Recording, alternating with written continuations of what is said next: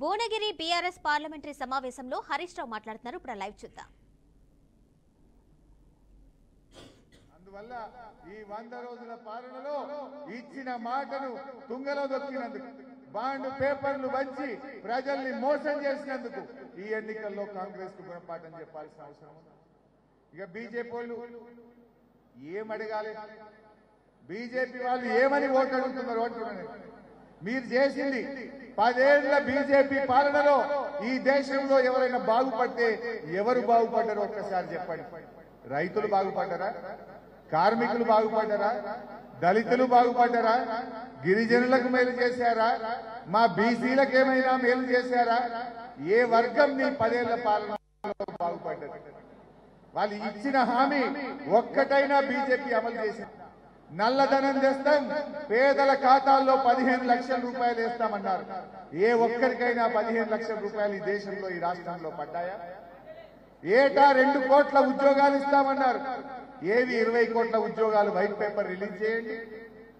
BJP హయాంలో నిరుద్యోగం పెరిగింది, పేదరికం పెరిగింది, రైతుల ఆత్మహత్యలు పెరిగినాయి, గ్యాస్ సిలిండర్ ధర డబుల్ అయింది, పెట్రోల్ ధరలు, డీజిల్ ధరలు పెరిగినాయి. అంతకు మించి మీరు చేసింది ఏమున్నది? 63 రూపాయలున్న సిలిండర్ ధర, పెట్రోల్ డీజిల్ ధర 100 రూపాయలు దాటింది. ఎలక్షన్ రాగానే 2 రూపాయలు దించింది. సిలిండర్ ధర 1000 రూపాయలు దాటింది. ఎలక్షన్ రాగానే 100 రూపాయలు దించింది. ఇది కాదా బీజేపీ ఆడుతున్న నాటకం? వాళ్ళు మాట్లాడితే మేము రామాలయం కట్టినామంటున్నారు. రాముడు అందరి వాడు. మన కేసీఆర్ అద్భుతమైన లక్ష్మీ నరసింహస్వామి దేవాలయం కట్టలేదా? మీరు అక్షింతలు మంచిపెట్టి మేము రాజకీయం చేయాలంటే ఇంటికో లడ్డు పంపకపోదుమా? మేము ఇంటికో లడ్డు లక్ష్మీ నరసింహస్వామి పంపలేకపోదుమా? ఏమి? దేవుడు అందరి వాడు. లక్ష్మీ నరసింహస్వామి దగ్గరికి పోయి బీఆర్ఎస్ వాళ్ళు మొక్కినా, బీజేపీ వాళ్ళు మొక్కినా, కాంగ్రెస్ వాళ్ళు మొక్కినా అందరికీ వరం ఇస్తాడు దేవుడు. దేవుడికి రాజకీయాలు ఉన్నాయి, కానీ మీరు ఇలా దేవుడిని అడ్డం పెట్టుకొని రాజకీయాలు చేసేటువంటి ప్రయత్నం చేస్తా ఉన్నారు. నిజంగా ప్రజలకు ఏం చేశారో చెప్పండి. ప్రజలకు మీరు చేసిన మేలేందో చెప్పండి. ఇవాళ నల్ల చట్టాలు తెచ్చి 700 మంది రైతులను పొట్టన పెట్టుకున్నటువంటి చరిత్ర ఇవాళ ఈ బీజేపీ. అందువల్ల మనకు ఇవాళ ఢిల్లీలో ఈ బీజేపీ ఎంపీ గెలిచినా, కాంగ్రెస్ ఎంపీ గెలిచినా ఈ జాతీయ పార్టీల్లో గులాంగిరి చేసుడు తప్ప ఏముండదు. ఢిల్లీలో మన తెలంగాణ గలం విప్పాలంటే బీఆర్ఎస్ పార్టీ అభ్యర్థి ఇవాళ క్యామ మల్లేశం అన్న గెలవాల్సినటువంటి అవసరం ఉంది. మనం ఇవాళ కాంగ్రెస్, బీజేపీలు 2 జాతీయ పార్టీలు కూడా వాళ్లకు ఏముంటది? 10 రాష్ట్రాల్లో ఇది 11వ రాష్ట్రం అవుతుంది, 10 కల్లా ఇది 11వది అవుతుంది. కానీ బీఆర్ఎస్ ఎంపీలకు, బీఆర్ఎస్ పార్టీకి తెలంగాణ ప్రజలే శ్వాసగా, తెలంగాణ ప్రజలే లక్ష్యంగా పనిచేసేటువంటి పార్టీ ఇవాళ మన బీఆర్ఎస్ పార్టీ. అందరూ దయచేసి ఆలోచన చేయండి. సరే, గతం గత దురదృష్టవశాత్తు మన ఎన్నికల్లో మనం అధికారంలో రాకపోవచ్చు, అంత మాత్రాన బాధపడాల్సిన అవసరం లేదు. మీరు చరిత్ర చూడండి. కాంగ్రెస్ పార్టీ ఎక్కడ కూడా 5 ఏళ్ల కంటే ఎక్కువ గవర్నమెంట్ లేదు. ఛత్తీస్గఢ్ లో మొన్న మనతో పాటు ఎలక్షన్ అయింది.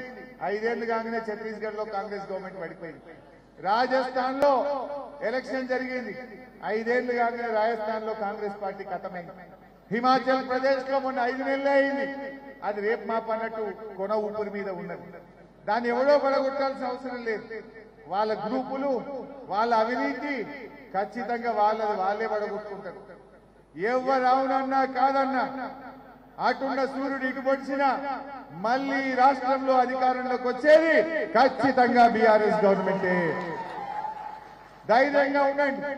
కొంతమంది నాయకులు పోవచ్చు, కొంతమంది నాయకులు పోగానే ఈ పార్టీ ఉంటుందా పోటదా అని కొన్ని డబ్బా ఛానళ్లు కానీ, కొంత ఫేక్ సోషల్ మీడియాలో వార్తలు వస్తూ ఉంటాయి. అప్పుడు కూడా గిట్లే మాట్లాడింది. కేసీఆర్ తెలంగాణ ఉద్యమం ప్రారంభించినప్పుడు 2001లో ఇది పాల పొంగ అన్నాడు ఒకడు, నీటి బూడగా అన్నాడు, ఇది అమాసకు పుట్టింది పుణ్యానికి పోతుందని ఒకడన్నాడు. పోయిందా? పోరాడిండు కేసీఆర్. కానే కాదు అన్న తెలంగాణను తెచ్చిపెట్టింది ఇవాళ మన కేసీఆర్ గారు. ఇప్పుడు కూడా కొంతమంది చిల్లర మాటలు మాట్లాడుతున్నారు, కానీ వాళ్ళకు అహంకారం, కళ్ళు నెత్తికెక్కి మాట్లాడుతున్నారు. ఈ తెలంగాణ రాష్ట్రం ఉన్నంత కాలం, ఈ భూమి ఉన్నంత కాలం గులాబీ జెండా ఉంటది. కేసీఆర్ నాయకత్వంలో పనిచేస్తామని చెప్పి మనం చేస్తా ఉన్నాం. ఇంకొక విషయం కూడా చెప్పాలి. కొంతమంది పార్టీలకు వెళ్ళిపోతున్నారు అవకాశవాదులు. ఎవరైతే మట్టి అమ్ముకునేటోడో, కంకర అమ్ముకునేటోడో, కాంట్రాక్ట్ చేసేటోడో, పైరవి కార్లో కొంతమంది పార్టీ విడిచిపోతా ఉన్నారు. ఒక విషయం మాత్రం చెప్పదలుచుకున్నాం. ఎవడైతే ఈ కష్టకాలంలో పార్టీ విడిచిపోయిండో రేపు కాళ్ళు మొక్కిన వాళ్ళను పార్టీలో చేర్చుకునే ప్రశ్నే లేదు, వాళ్ళని విడిచిపెట్టే ప్రశ్నే లేదు. ఈ కార్యకర్తలు ఈ కష్టకాలంలో ఇవాళ ఇంత అద్భుతంగా